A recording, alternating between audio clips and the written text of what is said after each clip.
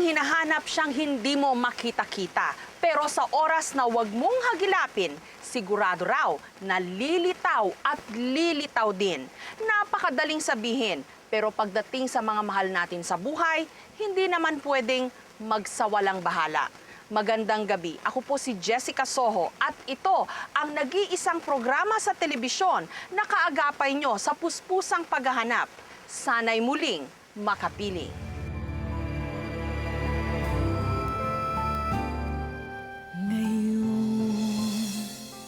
Na nakikita, Araw-araw na po kami naghahanap. natira na lamang ay alaala. Para akong kandila na wakas, konti-unti natutunaw. Tanging kong dasal, Hindi ka na nakakita! sana'y muli kang makapiling. Ngayong gabi, sa Sana'y Muling Makapiling, alamin ang araw-araw na panalangin ni Aling Ermina. Matagpuan ko siya, makita kami. Nabuo uli ang pamilya ko. Ang paghahanap ng isang anak sa kanyang mga magulang. Ayan. Lawang, Ayan nga. Lenny Dula Marata. Ayan ang po yun. Nanay mo to? Opo. Kwento ng pagkaligaw ng 6 na taong gulang na si Denden. Sana po masundo po ako dito ni Papa at saka Mama. Gusto ko po silang mayakap. At matagpuan pa kaya ni na Isidro at Richard ang isa pa nilang kapatid. Siyempre, namimiss natin yung kapatid natin kahit na ganun siya. Diba? Kahit naman sino sabi nga, aso nga nawawala Diba? Tapos siyempre mamimiss mo yun, kapatid mo yun Samahan niyo po kami sa isang oras na makwento ng pagsubok, pag-asa at pag-iisa. Dito lang sa nag-iisang programa sa telebisyon na kaagapay nyo sa puspusang paghahanap. Sana'y muling makapiling. Ang bata raw kapag tumuntong sa edad 5 o 6, nagsisimula ng maging layas. Pero kung minsan, ang paghangad niyang makadiskubre ng ibang mga lugar ang siya ring nag-uuwi sa kanya sa kapahamakan. Papa Jesus, gusto ko pong mayakap sila Mama at saka si Papa. Sana po masundo po ako dito ni Papa at saka Mama. Gusto ko po silang mayakap. Sa halos 3 araw na pamamalagi niya sa Reception and Action Center o RAC, ang maliit na altar na ito ang naging kanlungan ng 6 na taong gulang na batang si Denden. Maski musmus pa lang, bakas na sa kanyang mukha ang labis na pangungulila. Mula kasi nung nawalay sa mga magulang, panalangin na lang ang nagpapatatag sa ating mumunting dalaginding. Si Denden was referred by the Tollways Management Group ng INLEX noong June 26, 2006. Accordingly, yung bata ay nawala doon sa may Balintawak Tollgate. Doon siya nakita.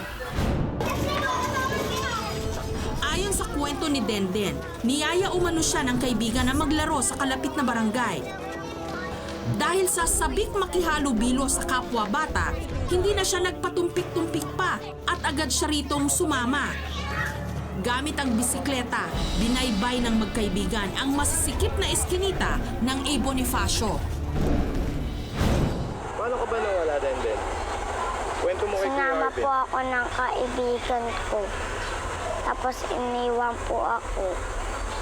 Anong sabi ng kaibigan mo? Saan daw kayo pupunta? Balintawak. Sa Balintawak. Ano daw gagawin niyo doon? Maglalaro daw kami ng kaibigan niya.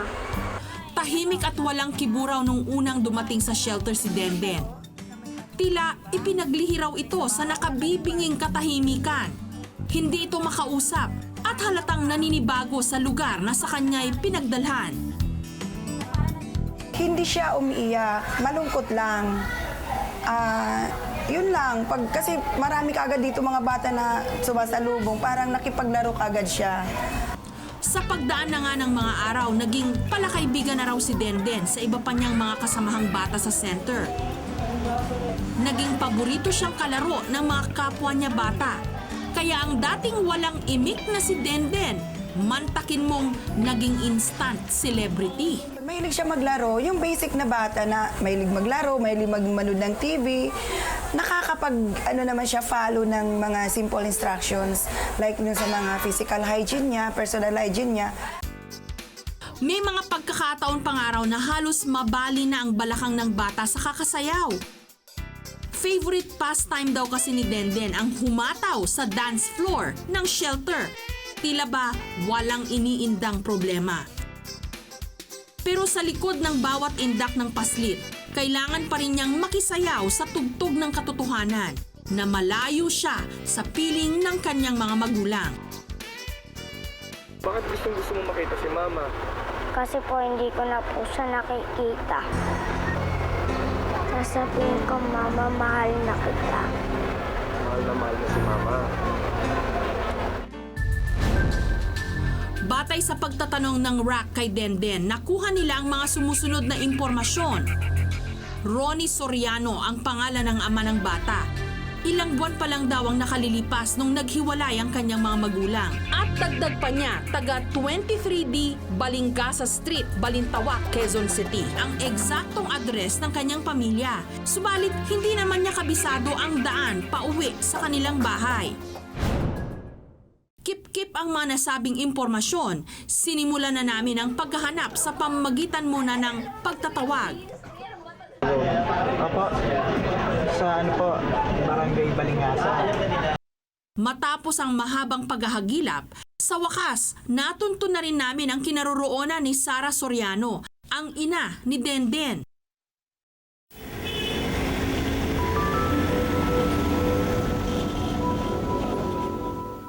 Wala na kaming sinayang na oras, pinuntahan agad namin ang Barangay Balingasa sa Quezon City.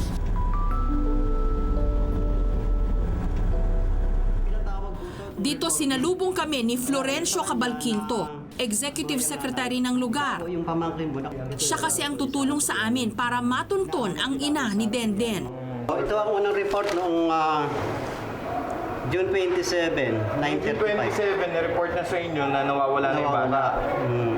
Sino ba yung nag-report tayo? Itong si Pitch Lloren, kapatid nung Sara Soriano. Sa makikitid na eskinitang ito raw nakatira ang ina ni Denden. Hindi pa man kami nakakarating sa bahay ni na Denden. Sinalubong na kami agad ni Sara, ang ina ni Denden. Kanina pa raw siya hindi mapakali dahil sa nawawala niyang anak. Kwento niya, wala raw siya noong kamalay-malay na nawawala na pala si Denden. Galing sila ng Bulacan nun, sinundo ko tapos kinuha ko, dinala ko dito sa nanay ko sa Balintawak. Sabi ko sa mother ko, pakibantay muna nila dahil kasi ako papasok ako. Ipinagtapat din sa amin ni Sara na kahihiwalay nga lang nilang mag-asawa. At dahil dito, naging pasan-pasan na niya ang responsibilidad sa kanilang mga anak. Pa-extra-extra lang daw siya sa isang videoke bar.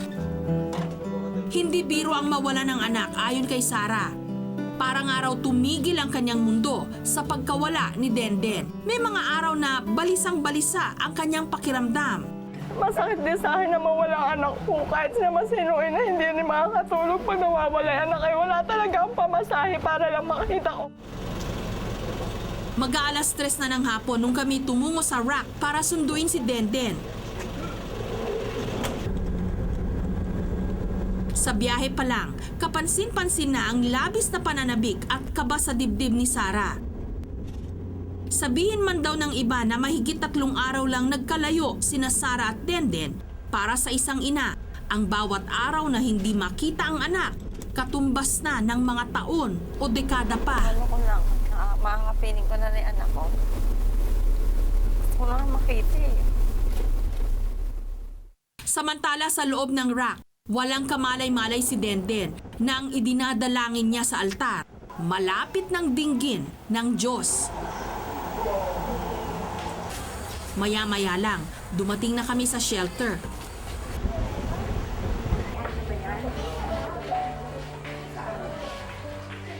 At ang pinakahihintay na pagtatagpo ng mag-ina.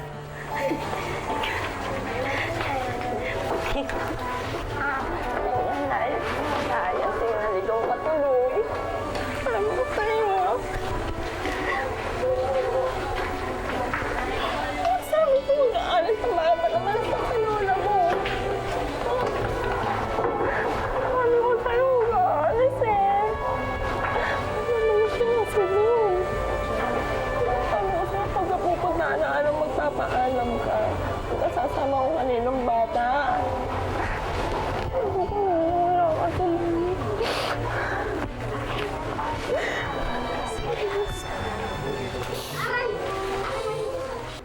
Sa muling pagkikita, tila hindi makapaniwala si Denden na kasama na niya uli ang kanyang ina. Hindi na kailangan pang magsalita ng bata. Ang mahigpit niyang kapit kay Sarah, sapat na para malaman naming siya'y maligaya. Kompleto na uli kami.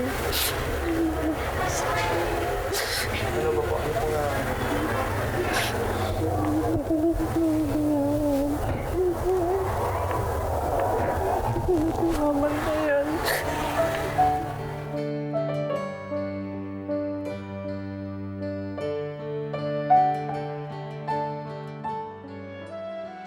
Sa bawat bukang liwayway, hatid ay bagong pag-asa sa mga taong nagdurusa.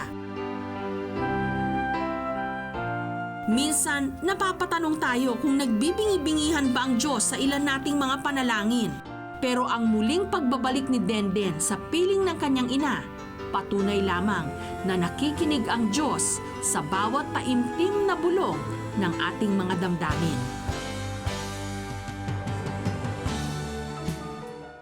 Nagiiwan ng lamat sa pagkatao ang pagkawalay sa mga magulang. Katulad na lamang ng kwento ng isang dalaga na ni-anino ng kanyang ama at ina, hindi pa niya nasisilayan.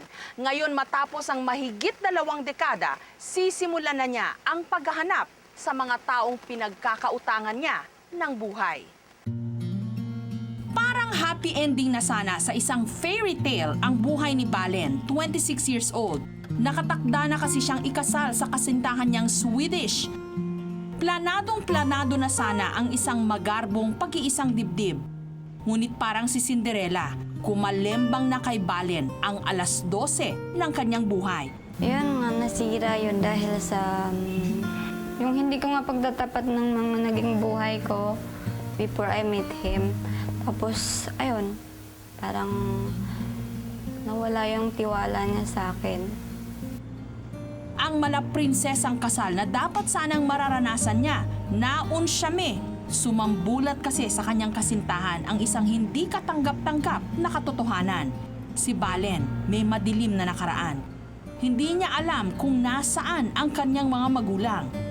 Yun ang pagkakamaling nagawa ko sa kanya na parang hindi ko siya pinagkatiwalaan at nahiya ako at natakot baka pag kwininto ko sa kanya ng mga naging buhay ko, baka mawala siya.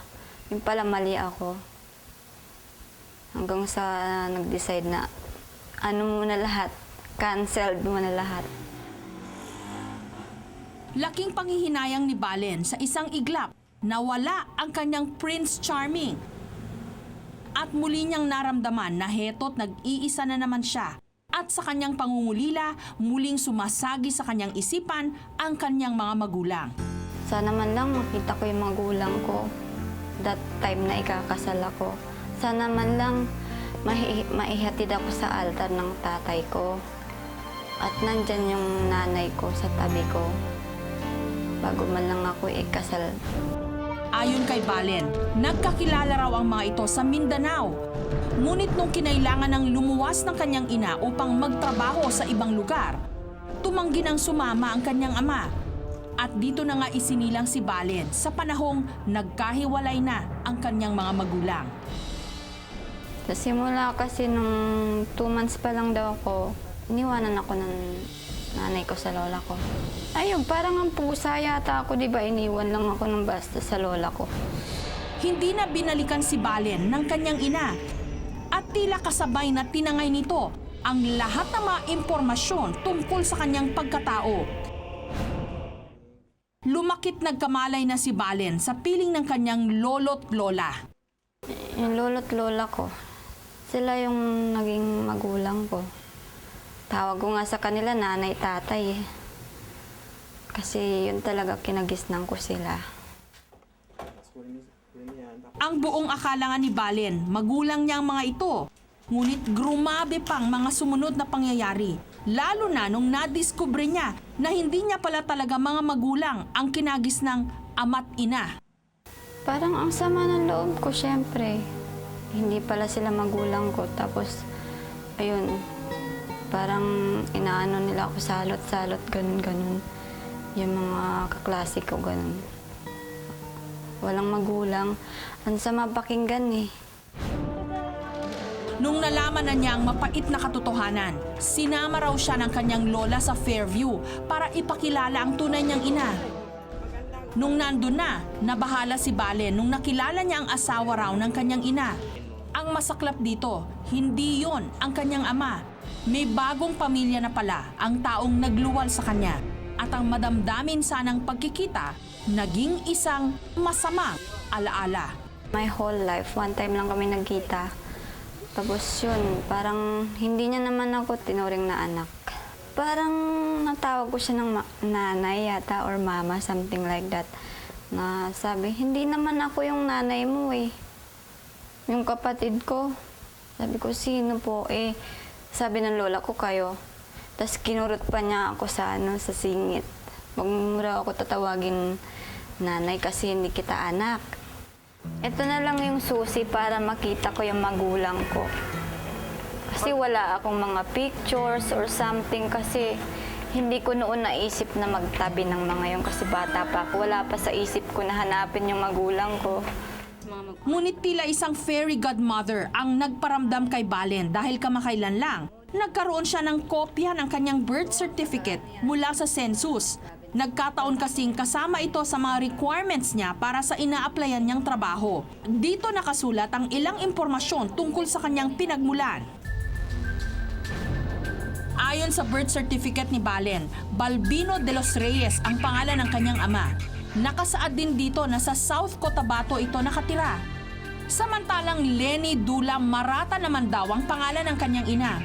At sa Northern Samar daw ito naninirahan. Bago rin pumanaw ang lola ni Balen, nabanggit nito na sa San Fabian, Pangasinan dati nagtatrabaho ang kanyang ina. Base naman sa sariling pagsasaliksik ng aming programa, maaring nakatira pa ang ina ni Balen sa lugar na tinutukoy ng kanyang lola. Dahil mas marami kaming impormasyon na nakalap tungkol sa posibleng kinaroroonan ng kanyang ina, minarapat naming ito muna ang agad na puntahan kinabukasan. Siyempre excited akong hanapin at makita yung magulang ko. Excited ako, parang yung dugo ko is lumulukso, tumatalon. Parang, ay, sarap ng feelings ko siguro pag nakita ko sila. Matapos ang mahigit 5 oras na biyahe, narating na namin ang Pangasinan. Agad naming tinungo ang tanggapan ng COMELEC sa San Fabian. Pwede po ba magtanong, ma'am? Ano yun? Kung meron pong naka-register dito na Lenny Galit Marata. Ito yung mga Marata sa San Fabian. Rodel. Maya-maya pa, lumabas na sa computer ang listahan ng mga taong may apelidong Marata sa kanilang lugar. Ito si Lenny. Alakan din siya. Pinanganak sa Northern Samar. Ayan. Lawang. Ayan na. Lenny Dula Marata. Ayan na po yun. Nanay mo to? Opo. Ayan ang address, 158 Alacan. Siya na po yun. Hindi pa man personal na nakita ni Balen ang ina, kinikilig na ito sa tuwa. Marami pong salamat sa inyo. Sa wakas nakikita ko na rin ang nanay ko. Ito na to. Ang tuwa ko, parang gusto kong tumalon ng tumalon. Parang nawala yung nervyos ko. Sa aming pagtatanong-tanong, narating namin ang sinasabing lugar sa Barangay Alacan. Laking gulat ni Balen nung isang pamilyar na mukha ang tumambad sa kanya. Ang taong nakilala niya noon sa Fairview, ang kasalukuyang mister ng kanyang ina. Natatandaan niyo pa ako? Si An-An. Anan. Ako yung maliit na bata Oo, noon. ilalaga ang pangakit eh. Positibo ang hawak naming impormasyon. Ang kumamay kay Balen, ang asawa ngayon ng kanyang ina. Nana po kasi yung nanay ko. Dito na rin nakilala ni Balen ang mga kapatid sa ina. Ang pakiramdam nyo, nakita nyo yung ate nyo. Hindi ko namin alam eh. Makikinanay ako ah. Pwede. Wala nung mga oras na yon ang hinahanap naming si Aling Lenny. Kaya naman matapos ang kamustahan, sinamahan kami ng mga kapatid ni Balen sa di umano'y pinagtatrabahuhan ng kanilang ina. Sa sasakyan, nagsimula ng magkapalagayan ng loob ang mga magkakapatid. Pag nag-dismissan yung mga kapitbahay niyo, huwag niyo akong ikahiya. Paglaban niyo, bakit maganda rin naman sa tulad namin Sabay ganun no? Pagdating, mistulang nakaskas ni Balen ang kanyang lampara. Sabay labas ng genie na agad namang tinupad ang kanyang mga kahilingan dahil kaharap na ni Balen ngayon Good afternoon po. ang kanyang ina. Si Lini po.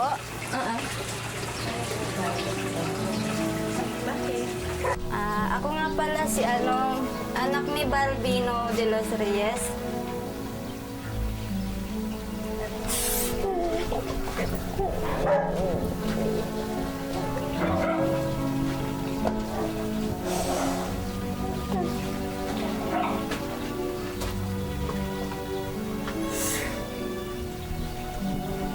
Bakit natakot kayo sa akin? Hindi ko kayo kakainin.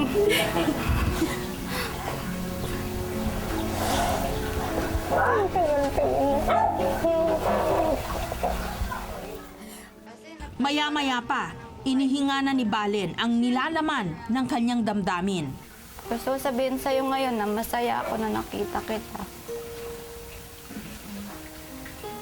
Pakiramdam ko, meron ng nabuo sa akin.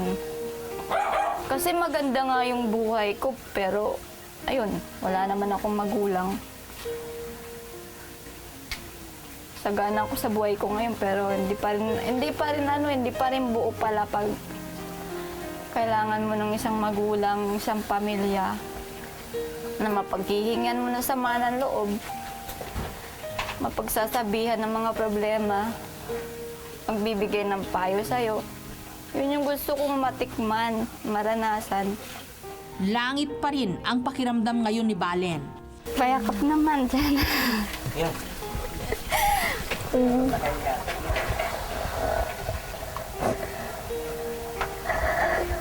Ganito pa rin yung feelings. Sorry talaga, anak. Sorry. Pagpasok sa loob, ikwinento sa amin ni Aling Lenny kung bakit niya iniwan si Balen. Kasi iniwan ko nga sila, iniwan ko lang sa mga lula niya. Kasi sabi ng tatay ko, sige, alagaan muna namin ito, magtrabaho ka para panggatas niya. Ganun. Talagang hihingi ka ng tawad, siyempre. Humihingi talaga ako ng tawad sa kanya at hindi ko siya na aruga na hanggang sa paglaki niya. Pero ang mahalaga ngayon, magkapiling na muli silang mag-ina. Magaan ang pakiramdam ko. Sabagay sabi ko, someday, hahanapin ako. Ito na nga nangyari. Natupad na yung pinapangarap ko sa buhay na makita ko yung nanay ko. Masaya ako dahil nakita ko sila, nakita ko siya. At parang nabuo yung yung pagkatao ko. Kasi ngayon ko lang naranasan niyakap ako ng isang ina. Para sa iba, hindi siguro maituturing na isang fairy tale ang kwento ni Balen. Paano ba naman kasi wala naman siyang nakatuluyang makisig na prinsipe? Pero hindi bale na. Ang Prince Charming, marami dyan. Meron at meron siyang matatagpuan. Pero ang kaisa-isa niyang ina, hindi pwedeng mapalitan.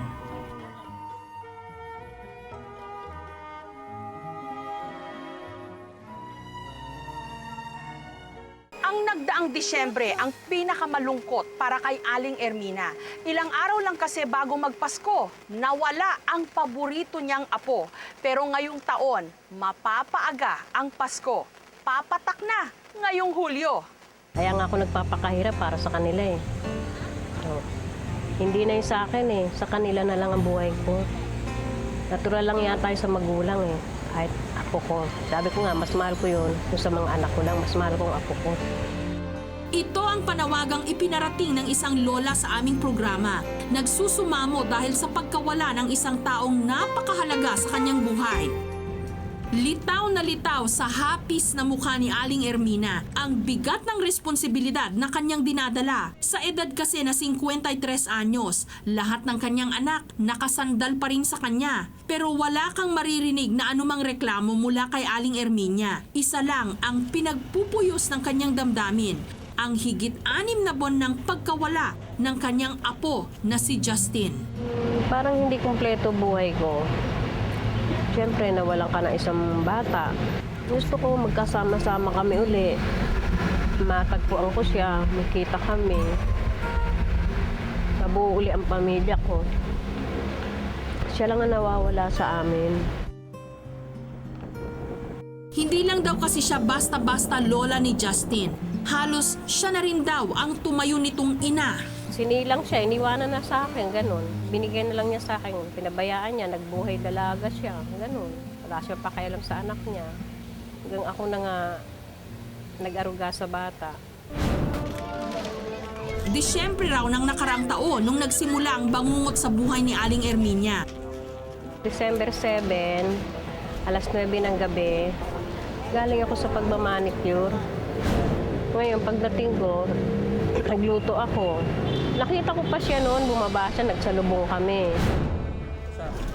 At dahil papalapit na noon ang Kapaskuhan, pangangaroling sa kapitbahay ang naging paalam ni Justin sa kanya. Ngayon, sabi ko sa anak ko, tawagin na si Justin para kakain na kami, kaluto na ako. Wala na siya, hindi na namin siya nakita. At yun na raw ang pinakamalungkot na Paskong dumaan sa kanilang buhay. Mula nung nawala ang apo, halos sinuyod na raw ni Aling Ermina ang bituka ng Metro Manila. Matagpuan lamang ang bata. Pero dahil bigo sila sa araw-araw na paghanap kay Justin, para tuloy siyang sinasampal ng posibilidad na baka hindi na niya ito makita. Minsan, tinitignan ko yung mga bata, yung mga karga ng mga nanay-nanay nila sa mga sasakyan. Hinahanap ko, baka isang pagkakataon makita ko siya. Ganun na lang ang ginagawa ko. Sa patuloy naming pakikipagkwentuhan kay Aling Ermina, nakuha namin ang mga sumusunod na impormasyon. Justin Concepcion ang buong pangalan ng kanyang nawawalang apo. Maglilimang taong gulang na raw ito sa darating na Setyembre. Huli itong nakitang may gupit na semi-kalbo. Sa hindi malamang dahilan, sadya yatang mapagbiro ang tadhana. Habang kasalukuyang nagsasaliksik ang aming staff sa kanlungan ng Erma sa Maynila, noon lamang 1 linggo, ipinakilala sa amin ang pinakabunso sa kanilang kustudiya, si Justin. On December 7, 2005, at 10:13 ng gabi, dinala siya ng 2 barangay officer. Tapos yun nga, pinasok siya rito for safekeeping and babalikan daw siya tomorrow. Kasi nakita raw nila rooming sa street yung bata. Kwento ng social worker, tahimik at halatang naaalibadbaran si Justin nung una itong dumating sa kanila. Pangalan nga lang ang napiga nilang impormasyon mula sa bata. Gayunpaman, unti-unti na rin daw itong naging malapit sa ibang mga kasama niya sa shelter. Makulit, playful, hindi naman siya masyado iyakin. Umiiyak lang siya pag may nang-away sa kanya, pero hindi siya lumalaban. Tapos, okay lang, antukin, yung mga ganon. Tsaka mas gusto niya talaga yung yayakap na lang siya, lalo na sa mga ate kuya niya. Pilit man daw nilang punan ang pagkalingang kinakailangan ng isang batang katulad ni Justin, hindi pa rin daw ito sapat. Dama nilang hinahanap-hanap pa rin ng bata ang kinagisnan nitong pamilya. Nalulungkot siya. Ito na lang nung last month, so umiyak siya, nagulat kami, and tinanong ko, bakit ka umiiyak? Naaalala niya raw si mama niya. Sinubukan namin kausapin si Justin noong mga oras na yon dahil mukhang nasa mood siya. Pero tanging mga tango at maikling tugon lamang ang aming nakuha. Gusto mo na bang umuwi? Sinong namimiss mo sa bahay? Ang mga sagot ni Justin nagmistulang green light sa amin. Go signal para dali-dali naming sunduin si Aling Ermina sa kanilang bahay. Nais kasi naming siya mismo ang kumumpirma kung ang kanyang apo na si Justin at ang Justin na nasa pangangalaga ng kanlungan ay iisa. Gusto ko ma-solve natin yung paghahanap natin kay Justin, na sana magkaroon ng linaw. Yun ang nais ko. Hindi ako nawawala ng pag-asa na maring makita rin kami. Habang masaya sa pakikipagkulitan sa mga social worker si Justin, wala siyang kamuang-muang na heto, parating na ang kanyang sundo. At kahit hindi pa nakikita ang mukha ng bata, malakas ang kutob ni Aling Ermina.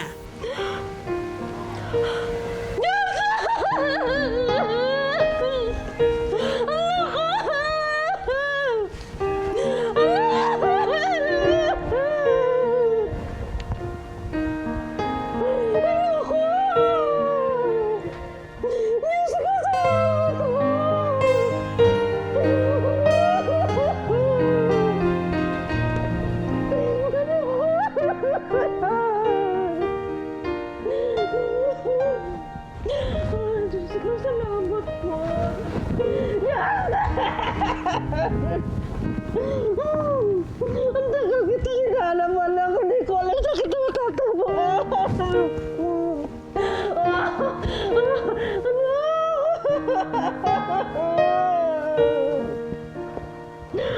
Diyos ko. Salamat po, Panginoon. Sa murang edad ni Justin, halatang hindi pa niya naiintindihan ang lungkot na idinulot ng kanyang pagkawalay sa kanyang lola. Pero umaapaw naman ang kaligayahang nadarama ni Aling Ermina sa muli nilang pagkikita. Saan ka nagpunta? Anak, saan ka nagpunta? Justin, sagutin mo ako. Saan ka nagpunta? Ha? Sagot ka, anak. Kilala mo ako? Ha? Sagot, kilala mo ako? Sagutin mo, kilala mo ako? Masaya po ako. Nakita ko yung anak ko na hindi ko inisip na nakikita kami, na bigla nating makakapiling ko siya ngayon. Kung naging malamig man ang nagdaang Pasko ni Aling Ermina dahil wala sa kanyang piling ang kanyang paboritong apo, ngayon, wala pa mang Disyembre, tila natanggap na niya agad ang pinaka-inaasam at pinaka-espesyal na aginaldo. Sa layunin naming lalo pang maging mas malaganap ang aming puspusang paghahanap, nakipag-ugnayan po kami sa pahayagang bandera upang ilathala ang larawan ng mga taong nawawala. At ikinagagalak po namin ang aming munting adhikain, unti-unti nang nagbubunga. Nakapako ang paningin ng magkapatid na Isidro at Richard sa dyaryong ito. Ni hindi nga nila ito mabita-bitawan, daig pa raw kasi nito ang tumamang tiket sa loto. Eksaktong sinisipat daw nung araw na yun ni Isidro ang winning combination sa lottery nung nakita niya sa pahina ng sanay muling makapiling sa bandera ang nawawala nilang bunsong kapatid na si Matet na tinatayang 20 anyos. Madalas daw mawala si Matet. Ayon kay Richard, birthday noon ng kanyang asawa kaya halos lahat sila aligagang-aligaga. Bumili ako ng inumin nila yung pambabae. Tapos nagiinuman sila nanay ko. Ito nung kapatid ko naman, sumasalisi talaga yan. Pag alam may kasiyahan, tatakas yan. Posible raw na habang abala sila sa paghahanda, bigla naman itong pumuslit. Mahilig daw kasi itong makipaglaro sa mga bata sa labas ng kanilang bahay. Nung mapagtantong nawawala ang kanilang kapatid, agad din daw silang naghanap. Ang kaso, hindi na nila muling nakita pa si Matet. Manong, may nakita kayong bata na maliit pangalan Matet? Ay, wala. Mommy's girl si Matet. Kaya laking panlulumo nila nung namatay ang kanilang ina na hindi man lang nito nasilayang muli ni Kuko sa daliri ng kanyang unika iha. Hindi rin nagkasalita nanay ko. Inaano lang niya na basta hanapin namin yung kapatid namin.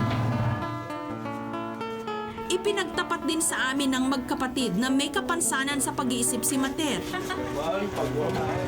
Dahilan pa nga raw ito para higit silang mag-alala. Siyempre, nami-miss natin yung kapatid natin kahit na ganun siya. Diba? Kahit naman sino sabi nga, aso nga nawawala Diba? Tapos, siyempre, mamimiss mo yun, kapatid mo yun At maski 2 taon na nilang hindi nakikita ang kapatid, 100% sigurado sila si Matet nga ang nasa larawan sa dyaryo. Talagang sa mukha pa lang, kasi describe pa lang kahit kahit balik-balik natin siya pa rin talaga yun. Maliban na kung pumayat siya o tumaba siya, medyo may konting lang yun, diferensya. Pero kung talagang si Matet nga yun, talagang siya yun, hindi na magbabago, di ba? Ayon sa magkapatid, Marites Lumutan ang buong pangalan ni Matet. Dahil may kapansanan ito sa pag-iisip, hirap daw at medyo pautal-utal kung magsalita. Wala na raw itong ngipin sa harapan. At sa palayaw na Etat at Amboy daw sila kilala ng kanilang bunso. Lingid sa kaalaman ni na Isidro at Richard, natuntun na namin ang tinutukoy nilang kapatid, si Matet. Dito sa LC Gatches Village sa Alabang siya kasalukuyang nakatira. Kasama ang iba pang mga pasyente na ni-rescue sa kalsada, mga nawawala o hindi kaya'y mga inabandona. Dinala siya rito, ang pangalan lang ang dala niya, Matet lang. So ayaw naman namin magpangalan ng Matet X or Matet Do, kung ano man yun. So kung sino yung repairing party, ipinangalan namin doon, Soriano. So doon namin kinuha yung apelido niya. Ayon kay Vicky Okias, social worker na may hawak sa kaso ni Matet, wala na silang mapigang impormasyon dito, kaya tila suntok sa buwan daw na matunton ang pamilya nito. Every time may visit ako sa cottage, sinasabi niya, iuwi raw siya sa bahay nila, sa mama niya, sa palengke. Yun lang sinasabi niya. Pero hindi niya alam yung particular na address niya sa kung saan siya nakatira. December 2005, nung dalhin sa kanilang pangangalaga si Matet, inirefer daw ito sa kanila ng Reception and Action Center sa Maynila, kung saan ito napulot. Yung detalye kung paano siya nawala, hindi niya talaga masabi yon. Payat siya noon, siguro matagal na siya sa kalsada. Tsaka marami siyang scabies. Mula nga noong December 28 hanggang ngayon, nag-improve talaga yung nutritional status. So, tumaba siya, yung balat niya kuminis. Naging mabilis daw ang pag-unlad ng pangangatawan ni Matet mula nung dinala siya rito sa LC Gatches. Pero nananatili pa ring mabagal ang kanyang pag-iisip. Masayahin at napakabungis-ngis ni Matet. Ni hindi mo nga raw ito mahuhuling nakasimangot. Pero sa likod pala ng kanyang mga ngiti at halakha, may itinatagong kalungkutan. Sino? Yung mother niya, ang talagang naaalala niya. Memorable sa kanya yung time na magkasama sila ng mother niya. Sa 5 magkakapatid, ang nabanggit lang niya si Etat at saka si Amboy lang. Sinubukan naming kausapin si Matet pero bulol siya kung magsalita. Ang tanging malinaw niyang nabibigkas, pangalan ng kanyang ina at 2 kapatid. Matet, ulitin natin. Anong pangalan ng nanay mo? Maring. Pangalan ng tatay? Badong. Pangalan ng mga kapatid mo? Si Etat. 2. Etat at saka sino pa isa? Si Amboy. Sino sila? 3. Hindi na kailangan pang maging malinaw ang pagsasalita ni Matet para may padama niya sa amin ang kagustuhan niyang makauwi na.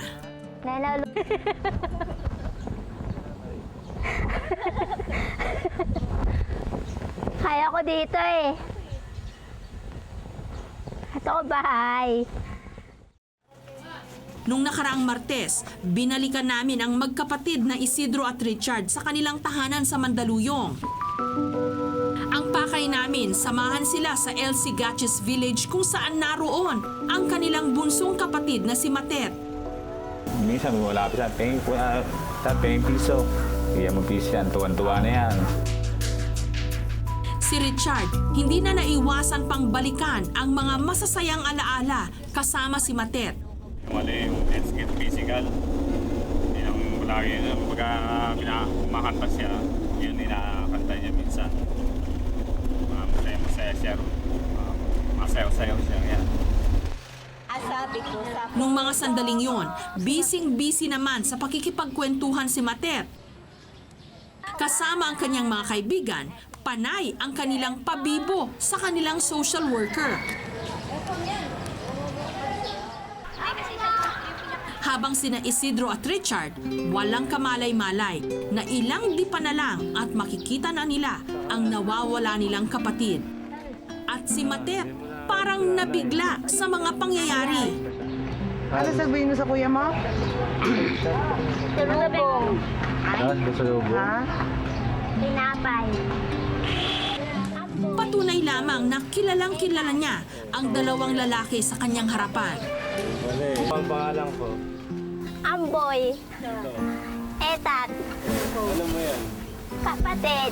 Yung pala eh. Papa. Sa kabila nito, isang masaklap na balita ang ibinungad ng magkapatid kay Matet. Wala na si nanay. Diba kayo dapat? Wala na si nanay eh. Patay na? Wala ka eh. Hanap ka nga eh. Ang kapansanan ni Matet sa pag-iisip, naging sandata pa para matanggap niya ang katotohanang wala na ang kanyang ina. Kabait ka ha. Gano'n na lakas ha. Gayunpaman, tila mas matimbang pa rin kay Matet ang saya na sa wakas, kapiling na niya ang dalawa niyang kuya. Nanait. Hindi madali kay Matet ang magpaalam sa mga taong tumayo niyang pamilya sa loob ng ilang buwan. Pero kailangan na muli niyang makapagsimula at bumalik muli sa piling ng kanyang mga kuya. Para sa magkapatid na Isidro at Richard, mission accomplished gaya ng ipinangako nila sa kanilang ina. Dahil sa wakas, kasama na nilang muli ang pinakamamahal nilang bunso. Panahon na naman ng bagyo, pero ang dapat nating paghandaan ang mga unos sa sarili nating buhay. At kung sakali mang pakiramdam natin pinagsukluban tayo ng langit at lupa, pakatandaan, pagkatapos ng bagyo, sisikat at sisikat din ang araw. Magandang gabi, ako po si Jessica Soho. Sana'y makapiling namin kayong muli sa susunod na Martes, dito lang sa nag-iisang programa sa telebisyon na kaagapay nyo sa puspusang paghahanap. Sana'y muling makapiling. Di na nakikita ang nakasanayang kasama, naiwan ay pangungulila, natira na lamang ay alaala.